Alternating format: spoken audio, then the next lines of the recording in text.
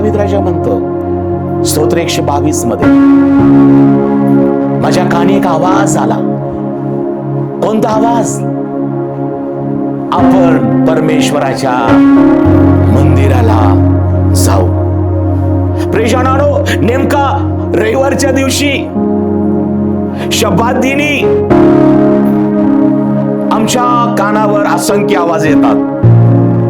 इतर दिवशी येणार नाहीत, पण रविवार उजाडला की अनेक फोन येतात. येणार काय? कुठे? आम्ही फिरायला निघालेलो आहे. येता काय? कुठे?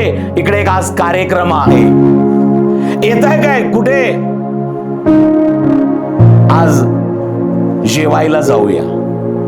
आज अनेक आवाज आपल्या कानी येतात. आणि प्रियजनांनो, जे परमेश्वर प्रेम करतात, जे परमेश्वराची आज्ञा पाळू इच्छितात, ज्यांनी निश्चय केलेला आहे की परमेश्वर मला 6 दिवस सांभाळलं, माझ्या उद्योगात यश दिलं, माझ्या नोकरीत यश दिलं, मी माझा परिवार 6 दिवस श्रम केलं आणि परमेश्वराने मला शक्ती दिली, आरोग्य दिलं, परमेश्वराने मला सुस्थिती आरोग्य दिलेलं आहे. आणि मग आता मी रविवारच्या दिवशी सर्व कामकाज बाजूला ठेवून परमेश्वराच्या पवित्र स्थानी जाणार आहोत, स्तुती करणार आहोत, साक्ष देणार आहोत, वचन ऐकणार आहोत, अर्पण देणार आहोत. हा जेव्हा निश्चय तुम्ही करता, तो निश्चय देवाला आवडतो.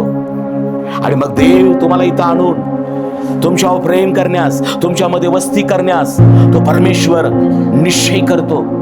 आणि हा निश्चय प्रियानो सैतानाला समजतो. हॅलो. आणि त्याच वेळेला ज्या वेळेला तुम्हाला आशीर्वाद मिळण्याची, आरोग्य मिळण्याचं, देवाचं दर्शन मिळण्याची वेळ असते, देवाचा एक नवा अभिषेक, देवाची एक नवीन भविष्यवाणी तुमच्यासाठी येणार असते, देव नव्या मार्गामध्ये, नव्या योजनेमध्ये तुम्हाला नेणार असतो, तेव्हा सैतानाचा आवाज काही लोकांच्या द्वारे, आपल्याच लोकांच्या द्वारे, मग मित्र असतील, मैत्रिणी असतील, नातेवाईक असतील, कामाच्या ठिकाणचे आवाज देतात. आपण इकडे जाऊ, आपण तिकडे जाऊ. आणि आज ज्याने देवाचा आवाज ऐकला ते तुम्ही आहात. Praise the Lord.